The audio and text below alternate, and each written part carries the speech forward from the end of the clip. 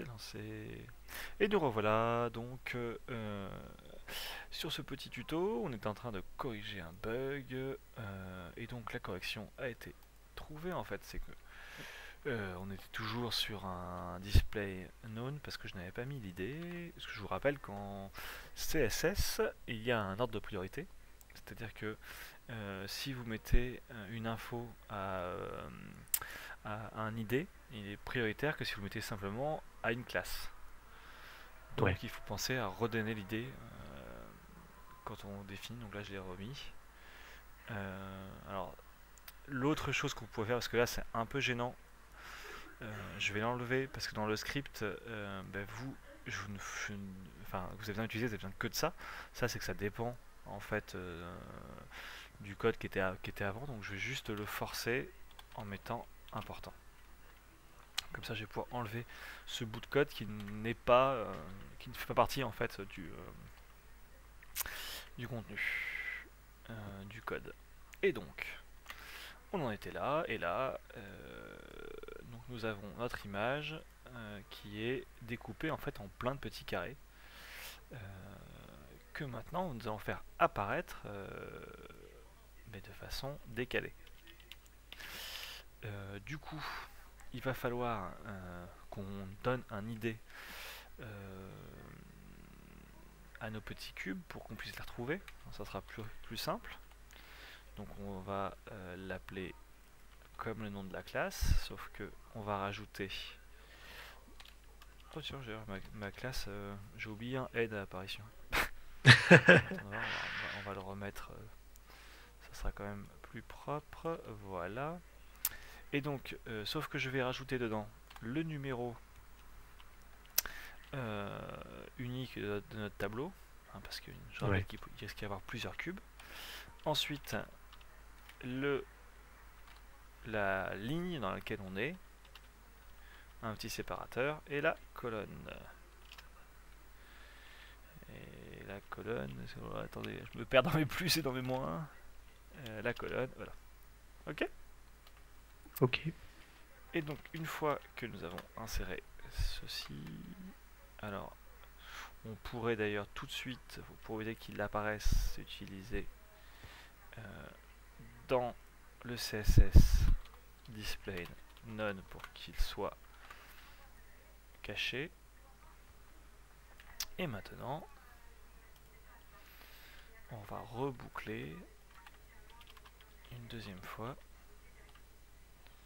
pour s'occuper maintenant de l'apparition. Donc on va récupérer, hop,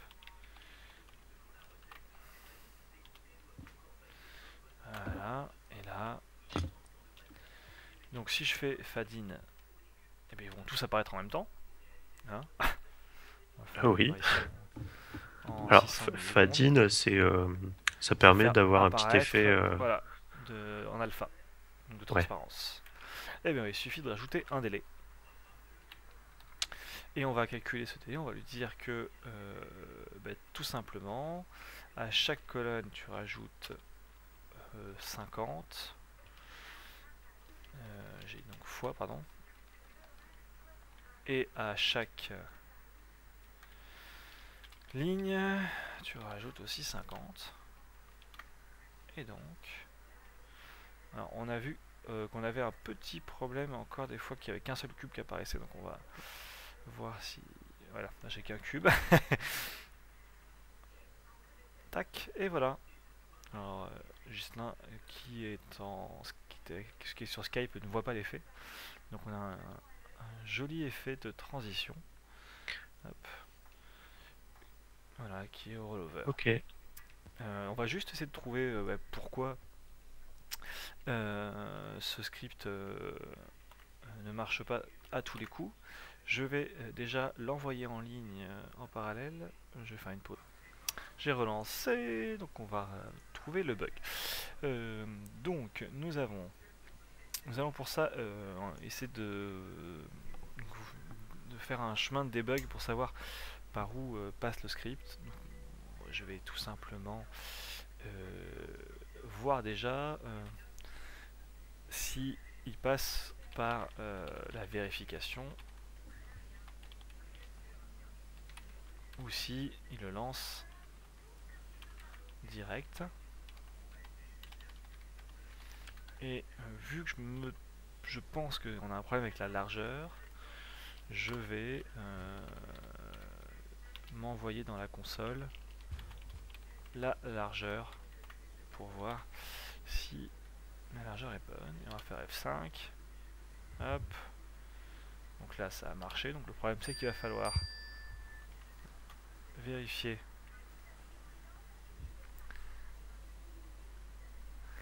D'accord, donc bien sûr le bug ne veut plus s'effectuer. C'est toujours plus simple pour débugger quand on... Quand on a le bug, ah oui, c'est sûr. Voilà, bien sûr. Et là, je n'ai plus le bug. On va vérifier sur la version en ligne pour voir si avec le chargement ça marche. Donc, hop. Alors sur la version que tu m'as envoyée tout à l'heure, ça marche très bien. D'accord. Bon, le bug ne se fait plus. C'est un peu gênant. Juste avant, la première fois. Et ben voilà. Et on va arrêter là. Et Bug si résolu. Si c'est on magique. arrive à comprendre pourquoi on avait un bug avant, eh ben on le corrigera. Et dans la version, je mettrai une note dans les commentaires pour expliquer si bug il y a, où il était. Voilà. Alors, juste avant de finir, est-ce qu'on pourrait juste ralentir un peu l'animation au niveau du fade par exemple? Alors, la vitesse, il y a deux choses. Nous avons la vitesse à laquelle apparaît un bloc qui se règle ici. D'accord. Et la vitesse de décalage en fait. Donc ça part du bloc du haut et ça va se décaler, ça va faire les deux blocs d'à côté, puis les trois blocs d'à côté, puis les quatre blocs d'à côté, donc en diagonale. Et cette vitesse de propagation, elle est là en fait. Ça, donc là on est en diagonale parce qu'on a fait, on donne le même coefficient de décalage à la colonne qu'à la ligne. On pourrait augmenter, mais ça serait pas très joli, parce que ça ferait apparaître un peu ligne après ligne si on augmentait beaucoup la quantité dans colonne. Voilà. D'accord. Et du coup, c'est donc ici. Je peux essayer par exemple, de doubler un peu cette donnée pour ralentir un peu cet effet. Voilà. Et là, on voit un peu plus. Alors, le truc de plus c'est rapide et moins on voit nos gros pixels. Autre façon de ralentir, c'est d'augmenter le nombre de carrés. Ah oui. Par exemple, si je passe à 50 pixels, et ben, du coup, je vais doubler le nombre de espèces de gros pixels et je vais donc du coup doubler la durée que va mettre. Alors après, le risque, là, vous l'avez vu sur la vidéo, c'est que s'il y a trop de pixels, le temps que ça s'exécute, hop, il y a un petit temps de latence avant d'apparaître. Voilà. Ah oui, si ça met du temps à calculer. Ouais, il met du temps à lancer le script, déjà à générer tous les petits cubes avec toute leur taille. Ouais. Et ensuite, alors après, on pourrait ici gagner un peu de temps en essayant de diminuer le nombre de requêtes ici. C'est-à-dire, au lieu de lui dire à chaque fois de chercher l'idée, peut-être essayer dans un premier temps. On va essayer de le faire. Je pense qu'on va gagner un tout petit peu ici. On peut faire d'une autre façon, c'est-à-dire rapidement. J'ai donné une classe qui est ici, donc je vais lui dire de récupérer tous les éléments. Oups. Tac. Donc là j'ai tous les éléments qui sont déjà prêts et du coup, hop. Alors je vais pas appeler i parce que sinon. Donc on va boucler là-dedans, en fait. Alors ça, je vais du coup l'enregistrer. Hop, qu'on va appeler SCAC. Hop, et du coup, avec un dièse pour bien montrer que c'est un jQuery. Voilà. Je vais boucler dedans et à chaque fois je vais appeler avec EQ, c'est-à-dire qu'il va retourner la ligne dont le div dont je donne le numéro, donc qui sont en train de défiler grâce à ici. Et là, je peux faire le fading avec le délai. Le petit problème de ça, c'est qu'on ne sait plus qui est elle. en fait. Ouais. D'accord. Et donc il faut les retrouver. Pour ça, nous allons dire, on va essayer de trouver C et L. Donc C, en fait, ça se calcule de la manière suivante. C, en fait, il suffit de diviser U par le nombre de colonnes. Ok. Ouais. Et cette fois-ci, on va récupérer le plus petit chiffre. C'est-à-dire que du coup, dans les 15 premières colonnes, enfin les 15 premières lignes, on va toujours avoir 0. D'accord. Mhm. Et ça va nous, en fait, ça va nous donner la colonne. Je sais pas si c'est un peu difficile à expliquer comme ça. C'est-à-dire que du coup, ici, il faut comprendre que là, ici, on est à 0. On va créer le premier. Puis en fait, ça va monter ici. De 0, imaginons s'il y a 10 colonnes, donc à la numéro 9. Puis on va revenir ici. Donc ça va reboucler une nouvelle fois. Et du coup, on va Ouais. relancer une nouvelle colonne qui vont aller cette fois-ci de 10 à 19. D'accord. Mhm. Donc si je divise par 10 de 0 à 9 et que je prends l'entier inférieur, j'ai tout le temps 0. Ici, j'ai tout le temps 1. Ici, j'ai tout le temps 2. Et c'est bien la valeur qui est égale à ma colonne ici. Ok. D'accord. Ok. Et du coup, pour le L, eh ben, il suffit de récupérer U et de lui enlever en fait le chiffre de la colonne fois le nombre de colonnes.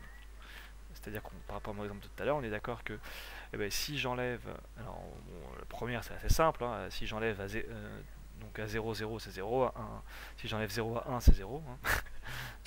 Là on a 0.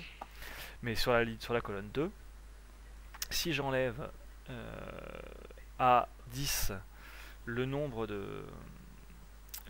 Donc le nombre. La colonne, donc 0. Enfin 1, pardon. Fois le nombre de colonnes 10. Donc j'enlève 10 à 10, c'est 0. C'est donc bien la première ligne. La ligne 0. À 11, ça donnera 1, et voilà, ainsi de suite. D'accord. Et du coup, j'ai les colonnes et la ligne. Et là, j'ai le même effet.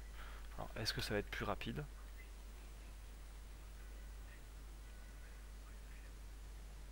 Pas forcément. Voilà. C'est à peu près équivalent. Donc on voit que en fait, le gros du travail a plutôt été ici de générer tout le div. Ouais. Ok. Ouais. Mais bon, il ne serait-ce quand même qu'on on fait quand même moins de requêtes avec jQuery. Allez, tant qu'on est dans l'optimisation, on va continuer. Vu que on a relancé la vidéo, il nous reste encore à peu près une vingtaine de minutes, donc ça va. Ce qu'on pourrait faire en fait, c'est préparer en avance le script et lancer l'animation que quand on veut. Oui. On est d'accord? Oui. Donc en fait, je pourrais du coup mettre on à l'extérieur. Ok. On va D'accord. renommer prépa. Ouais. Voilà. Et ensuite ici on va dire on. Hop. Ok. Donc tout ça on va redéfinir en prépa. Voilà. Et on va recréer la fonction on pour lancer juste cette animation. D'ailleurs j'ai fait une petite erreur, je suis en train de voir. Hop, c'est pas grave, on va la définir ici. Alors, ce qu'on va faire, c'est qu'une fois qu'on donc là on a prépa qui se lance en premier va simplement relancer le script qu'on a préparé. Jusqu'ici, j'ai enlevé l'animation pour éviter. On va simplement, donc ça du coup on n'a plus besoin de l'idée dans cette nouvelle version, cette mouture. Hop. Donc on va cacher à la fin du script le conteneur. Ok. Donc tant qu'il n'est pas nécessaire de l'afficher. Voilà. Et donc ici, maintenant quand on fait on retrouve image. Il faut qu'on retrouve du coup euh, notre idée. Alors ce qu'on va faire, on va ici, quand le script est fini, retourner l'idée. Ici, on va faire id img, enfin de l'animation. Comme ça, j'ai plus qu'à redonner l'idée ici. Ok. Et il va lancer le bon. D'accord. Voilà. Et donc là, vu qu'il a le bon, il connaît le conteneur. Hop, et je vais modifier. Je vais dire que c'est les enfants de mon conteneur et pas tous les apparitions Q parce qu'il pourrait y en avoir plus, étant donné qu'on pourrait générer plusieurs fois. Va arriver un problème. Certes, je prépare avant, mais c'est pas dit que quand je vais arriver ici, je serai prêt à le lancer. D'accord? Oui. Deux choses, on peut soit dire, soit ici, soit on dit, si c'est pas prêt, on lance pas l'animation, et on la lancera que quand c'est prêt. Alors, on peut le faire, soit on oblige l'utilisateur à refaire l'action de MoveSover avant d'animer, soit ici on va plutôt décider que si on demande d'animation, si elle n'est pas prête, on va attendre qu'elle soit prête avant de la lancer. D'accord? Ouais. Donc, là on va renommer un petit peu parce que lancer c'est plus très juste, hein, c'est juste, on va juste mettre fin de prépa, ce sera un peu plus juste comme terme que lancer. Tac, voilà. Ici, on va créer dans l'objet qui est ici un prépa false pour lui dire la préparation n'est pas faite. Ok. Et Ouais. ici, une préparation true pour dire que c'est bon. D'accord? Ce qui fait que ici, je peux savoir si c'est bon. À ce moment-là, je fais l'animation. Ou si c'est pas bon. Et à ce moment-là, je fais autre chose. D'accord? Ouais. Je vais créer une fonction lance qui veut lancer même, qui veut dire que d'ailleurs c'est pas id, c'est i. Hop. Voilà, ce qui veut dire que du coup on va lancer l'animation. Hop, comme ça je peux remettre ici lancer. Et là il faut que je sache du coup comment faire. Et bah du coup je vais créer une variable en lui disant attente égale true. Ok. Mhm. Ce qui fait que lui il va derrière ici, si attente égale à true, eh ben, je lance tout de suite l'animation. D'accord? Ouais. Ce qui fait qu'au survol, quand je me demande d'animer, si c'est prêt, il la lance. Si c'est pas prêt, il dit on attend, c'est en attente d'être lancé.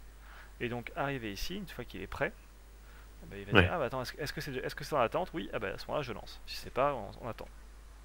Ok? D'accord. Ouais, et donc on va là où on prépare notre petit tableau ici, mettre du coup attente. Et pour faire les choses un peu plus propres, donc le false, on va ici un petit peu cleaner, c'est-à-dire qu'on peut aussi, au lieu de créer, on peut créer et tout de suite hop, définir comme ceci. Hop. Et on met 2 points à la place d'un égal quand on est dans un objet.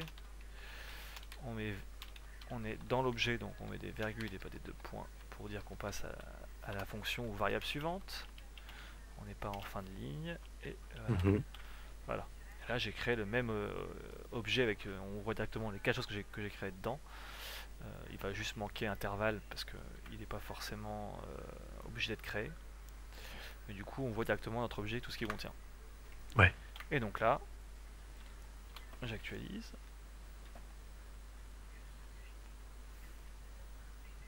Ok, donc là il a préparé en arrière-plan sans que je m'en rende compte. Et du coup dès que je survole, j'ai une erreur. J'ai fait une petite erreur dans le lancement. Qu'est-ce qu'il me dit? Il me dit que... Ah oui, je me suis gouré. Ghislain, tu ne suis décidément pas du tout. Hein. Mais lancer est une fonction de notre application et pas une fonction qui est dans, le petit objet de mémoire. Et en plus de ça, autre petite chose qu'on a oublié, c'est qu'ici je lui ai dit de cacher le conteneur tant qu'on n'est pas prêt. Hein. Donc maintenant je vais lui dire de le rafficher. Donc en fait il va dans le tableau retrouver notre conteneur, l'afficher et trouver ses enfants. Et nous renvoyer ses enfants. Voilà. Hein, et cette fois-ci, on actualise. Alors, le petit souci, c'est que ça tendance un petit peu du coup à surcharger. On voit que le navigateur, la souris clignote un peu. Il surcharge un peu au départ pour préparer. Et j'ai encore fait une erreur. Ah bah oui, il connaît pas le nombre. Là, je parlais du nombre de colonnes, sauf qu'on l'avait pas mémorisé.